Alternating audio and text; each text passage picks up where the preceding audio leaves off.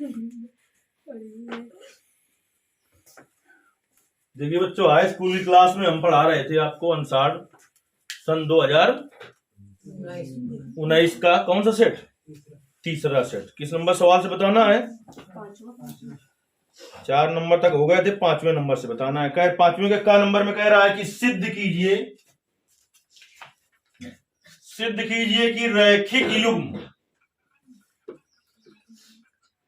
3/2x plus 5/2y बराबर 7 और एक दिया है संगत है, बज्र गुणन विधि द्वारा इसका हल ज्ञात कीजिए। 4 नंबर का प्रश्न है, 2 इसमें प्रश्न किए। पहले इसमें 2 ले लीजिए, क्या लासा, तो क्या आ जाएगा 3x प्लस 5y अपान में 2 रहेगा, तो इधर जाएगा तो क्या हो जाएगा 14 हो जाएगा। तो इसको इधर ले आइए, 3x प्लस 5y माइनस 14 बराबर 0। ठीक, ये पहला हो गया तुम्हारा। दूसरा है 9x minus 10y equal to 14 है, तो इधर ले आएंगे तो 9x minus 10y minus 14 equal to 0 हो जाएगा। सबसे पहले सिद्ध करना है कि सिद्ध कीजिए कि रैखिक समीकरण ये और ये कैसे हैं? संगत हैं। तो रैखिक समीकरण संगत कब होते हैं? रैखिक समीकरण संगत कब होते हैं? नहीं पता है? जब a1/a2 does not equal to b1/b2 तभी तो होते हैं। और आगे लिखना चाहें तो does not equal to c1/c2 नहीं, इतने से अपना काम चल जाएगा, इतने से अपना काम चल जाएगा। नहीं, बात समझ में आई? कब संगत होते हैं? तभी तो संगत होते हैं जब a1/a2 does not equal to b1/b2 हो। तो इसके लिए पहले समीकरण की तुलना करेंगे बेटा, इस समीकरण की तुलना करेंगे, यही तो है पहला समीकरण, इसको हल करके लाए हैं पहले समीकरण को की तुलना किससे करेंगे? a1x plus b1y plus c1 बराबर 0 से करने पर। तो बता दो, अच्छा a1 बराबर कितना है? a1 बराबर 3, देखो इसमें b1 बराबर 5, c1 बराबर माइनस का 14, ये दूसरा है आपका। इस समीकरण की भी तुलना करिए आप, की तुलना, इसकी तुलना कैसे करोगे? a2x plus b2y plus c2 बराबर 0 से करने पर तो क्या हो जाएगा? a2 का मान 9, b2 का मान -10, c2 का मान -14। अब देखिए a1/a2 का मान निकालिए, कितना आएगा? a1 का मान 3, a2 का मान 9, तो कितना आ गया बेटा? 1/3। अब b1/b2 का मान निकालिए, b1/b2 का मान, b1 का मान 5 और b2 का मान -10, तो आ जाएगा माइनस का 1/2। तो चूंकि a1/a2 does not equal to b1/b2, चाहो तो अभी आगे और क्या निकाल लेते? c1/c2, c1 का मान माइनस का 14/c2 का मान माइनस का 14, देखो c1 का मान -14 और c2 का मान 1/1 आ जाएगा। तो does not equal to c1/c2। अतः ये समीकरण कैसे कह रहा है कि सबसे पहले सिद्ध करना था कि संगत है। तो अगर a1/a2 does not equal to b1/b2 हो और does not equal to c1/c2 तो कैसे होते हैं रैखिक समीकरण? संगत। तो संगत तो सिद्ध हो गया, 2 नंबर का काम हो गया। लेकिन अभी हमें बज्र गुणनखंड विधि द्वारा इसे हल करना है। तो उस दिन हमने सूत्र बताया था बज्र गुणनखंड विधि से हल करने का, नहीं बताया था? चलिए आज फिर से देख लेते हैं। ऊपर तक के इन तक तैयार हो गया भैया? बज्र गुणन खंड विधि में हमने तुम्हें सिखाया था कि x बटे बराबर y बटे बराबर 1 बटे, अब बटे में क्या होगा? यक्स वाले में यक्स वाला पद नहीं होगा, तो यानी इसमें क्या होगा, B1C1 और B2C2। वाई वाले पद में वाई वाला पद नहीं होगा, तो इसमें होगा A1C1 A2C2। अचर पद में अचर वाला नहीं होगा, तो इसमें होगा A1B1 और A2B2। त्रिया गुणा कर दीजिए, तो यक्स बटे बेटा होता है B1C2 माइनस B2C1। इसका गुणा इसमें किया जाता है, माइनस इसका गुणा इसमें किया जाता है, बराबर वाई बटे A1C2 माइनस A2C1 बराबर 1 बटे A1B2 माइनस A2B1। तो यक्स बटे, बताओ B1 का मान बोलो, है इंटू C2 का मान बेटा -14 माइनस B2 का मान B2 का मान -10 गुणते C1 का मान -14 बराबर y बटे A1 का मान 3 गुणते C2 का मान -14 माइनस A2 का मान 9 गुणते C1 का मान -14 बराबर 1 बटे A1 का मान 3 गुणते B2 का मान -10 माइनस A2 का मान 9 और गुणते B1 का मान 5। तो यक्स बटे -14 का गुणा 5 में करिए, कितना होता है 70। माइनस और माइनस ये वाला हो गया प्लस, लेकिन फिर माइनस से गुणा, तो कितना हो गया -140 वाई बटे प्लस माइनस गुणा माइनस 14 थे 42 और माइनस माइनस गुणा प्लस 14 गुणते 9, 14 9 ये कितना होता है 126। कारण प्राइमरी सबसे ज्यादा मजबूत होनी चाहिए, तभी आगे आएगा। ऊट पटांग स्कूल में पढ़ लिया है तो देखो सब बताता चला जा रहा है। -30 और -45 10 गुणते 3 -30 और -45, तो यक्स बटे कितना हो जाएगा माइनस का 210 और y बटे 42, इसमें कम करो 4 फिर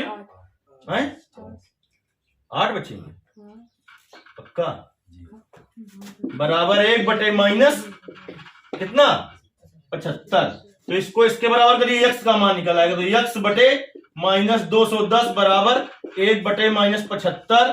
तो यक्स बराबर आ जाएगा -210 बटे -75, तो माइनस माइनस प्लस कहते काट दिया जाएगा 5 से, तो 5 चौको 20 और कै बार जाएगा 20, तो 1 बचा 5 दूनी 10, फिर कितनी बार जाएगा 15 बार। तो यक्स का मान आ गया 42 बटे 15, 3 से कट जाएगा 14 और 5 15, तो यक्स का मान कितना आया 14 बटे 5। देखिए यक्स का मान मिल रहा है कि नहीं, y बटे 84 बराबर हो जाएगा 1 बटे -85 का है, उत्तर नहीं है, नहीं है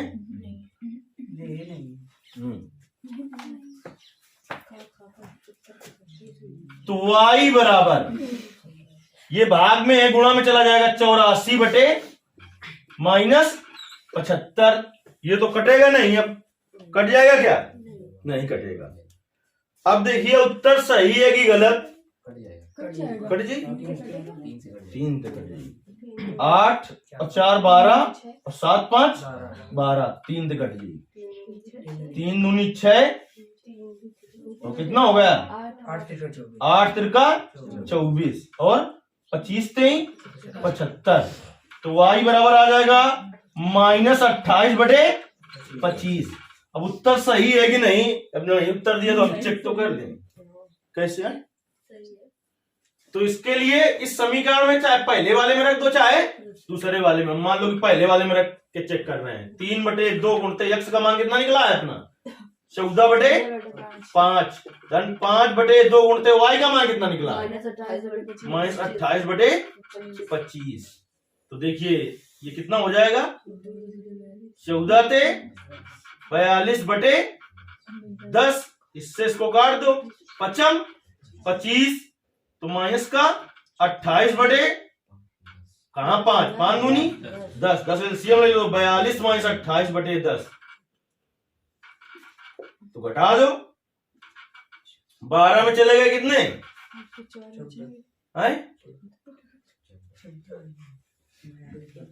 12 में 8 चले गए, 4 और 1 बटे 10 का हो गया 1.4। ऊपर का सही है, नीचे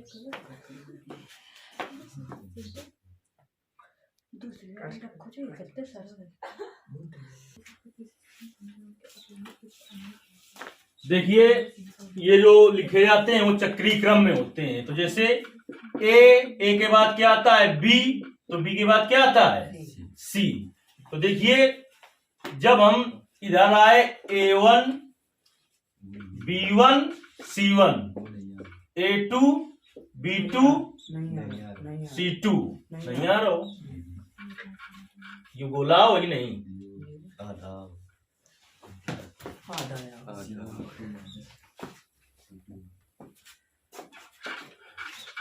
देखिए चक्रीय क्रम में लिखा जाता है। तो देखिए अगर A B C है, अब आ रहा है? तो देखिए यहां पर क्या है? B और C, तो फिर यहां पर क्या होगा?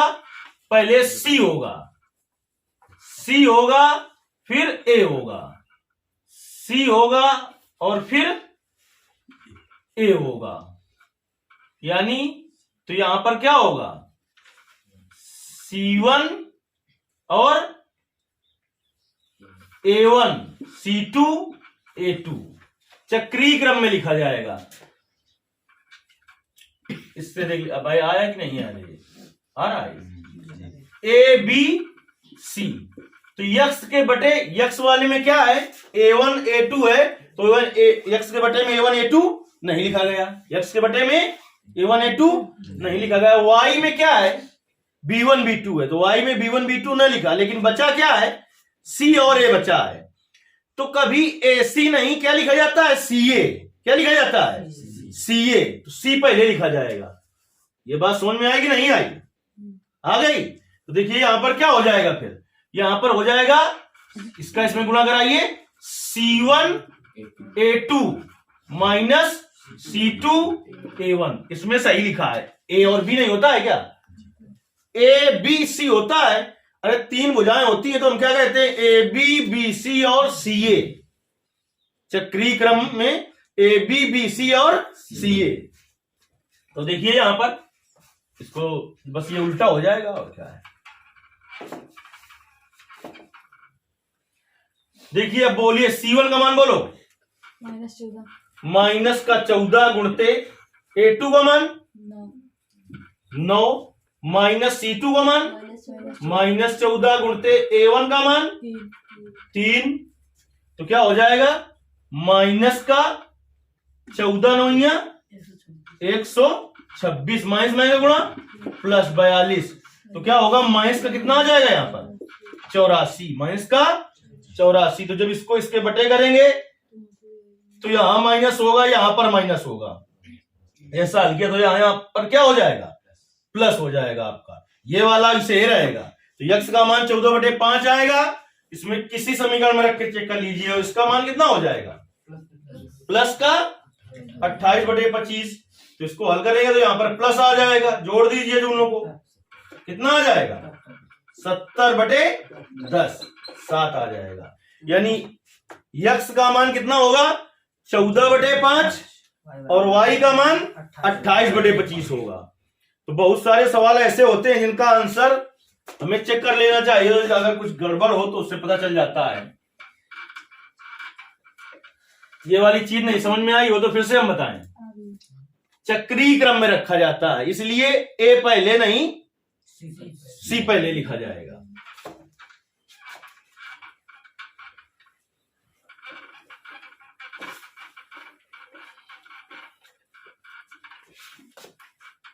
ये हो गया आपका कौन सा नंबर? पांचवें का खा देखते हैं बेटा। पांचवें के खा नंबर में सवाल क्या है? पांचवें के खा नंबर में कहता है 8 सेंटीमीटर का एक रेखाखंड ए बी खींचिए। क्या सेंटीमीटर का? 8 सेंटीमीटर का। ए को केंद्र मानकर 4 सेंटीमीटर त्रिज्या का एक वृत्त खींचिए और बी को केंद्र मानकर 3 सेंटीमीटर त्रिज्या का दूसरा वृत्त खींचिए। प्रत्येक वृत्त पर दूसरे वृत्त के केंद्र से स्पर्श रेखा की रचना कीजिए। रचना के पद भी लिखिए। हमने रचनाएं पढ़ाई थी, तो वहां पर हमने बताया था आपको कैसे बनाया जाता है। कहा है काटन को रखी तो है, लेकिन तेल कहाँ कटी? लो स्लेट दो।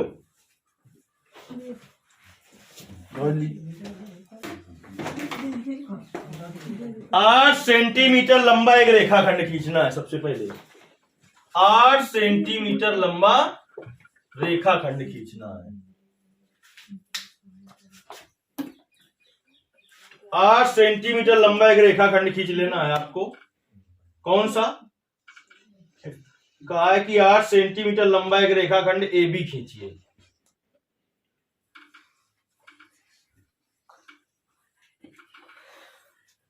ये 8 सेंटीमीटर लंबा एक रेखाखंड है ए बी। कै सेंटीमीटर लंबा है? 8 सेंटीमीटर लंबा। तो जैसा कह रहा है वैसे करते जाइए। क्या कह रहा है? ए को केंद्र मानकर 4 सेंटीमीटर त्रिज्या का वृत्त खींचिए। तो देखिए, ए को केंद्र मानकर हम 4 सेंटीमीटर त्रिज्या का वृत्त खींचेंगे। तो ए में आप रखोगे प्रकार की नोक, प्रकार की नोक रखोगे और क्या करोगे? 4 सेंटीमीटर त्रिज्या का वृत्त खींच दोगे। कै सेंटीमीटर त्रिज्या का वृत्त? 4 सेंटीमीटर त्रिज्या का वृत्त खींच दोगे। अच्छा, बी को केंद्र मानकर 3 सेंटीमीटर त्रिज्या का वृत्त खींचना है। कितने का? 3 का। तो आपको पता है, आप जब नाप के बनाएंगे तो बिल्कुल सही बनेगा, लेकिन हम कैसे बना रहे हैं कि ये 8 का था तो 4 का ये है और 4 आधा होगा ना, तो 3 का बनाना है, तो इसका मतलब इसके और पहले ही रहेगा।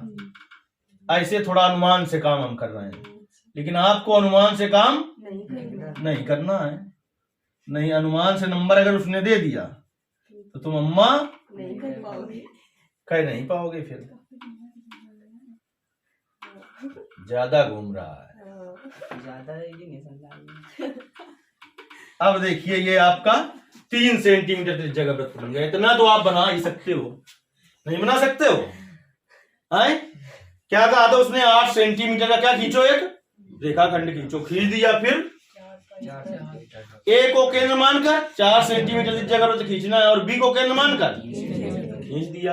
अब देखिए, इस स्पर्शी रेखा खींचने के लिए इस ए बी रेखा की लंबार्धक रेखा खींचनी पड़ेगी। तो अंदाजा से आप आधे से ज्यादा दूरी लेकर एक ऊपर चाप लगाओगे ए से और एक नीचे लगाओगे, और ऐसे ही करोगे आप बी से। और तुम्हें हम कुछ बात बता दें कि ये लंबार्धक खींच रहे हो, अगर सही लंबार्धक खींचेगा आपका तो इसको स्पर्श करके जाएगा, क्योंकि 8 का आधा क्या होगा? 4 होगा, और 4 सेंटीमीटर त्रिज्या का वृत्त ही है। क्योंकि हमारा तो नाप के बना नहीं है, तो हमारा इधर उधर भी जा सकता है। वैसे हमने प्रयास ये किया है कि ना जाए।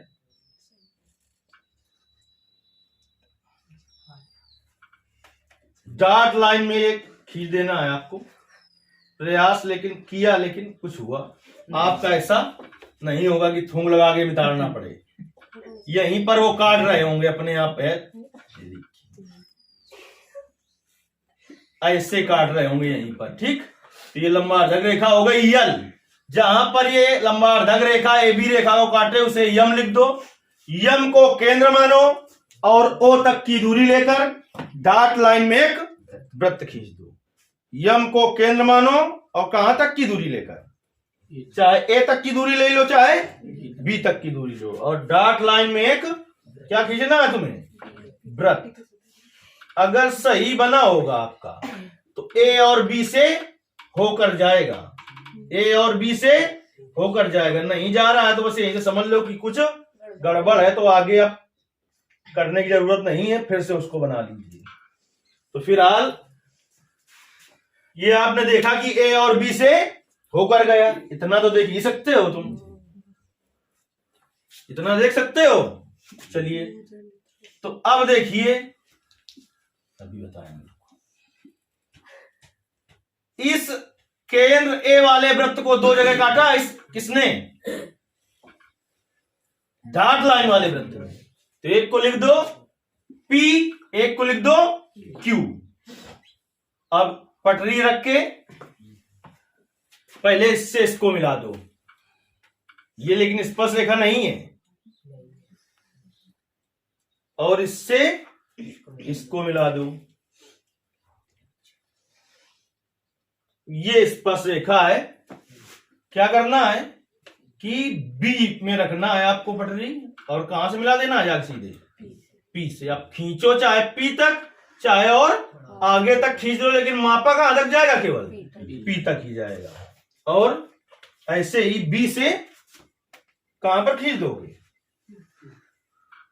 बी से क्यू को मिलाती हुई रेखा खींच दोगे सीधे।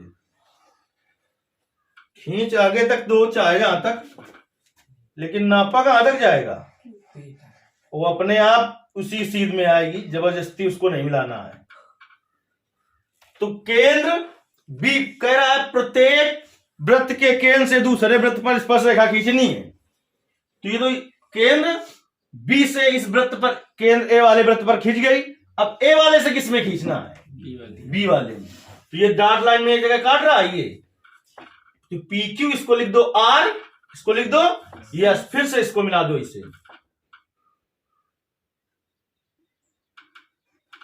तो ये क्या हो गया, आर और ये हो गया यस, हो गया। अब इस पर किसके केंद्र से खींचना है, इस वाले वृत्त के। तो क्या करोगे आप, पटरी रखोगे ए और यस के सामने, और सीधे ए से यस को मिलाती हुई ए से खींच दोगे, वहीं पर स्पर्श करेगी। और ए से आर को मिलाती हुई खींच देना सीधे से सीधे।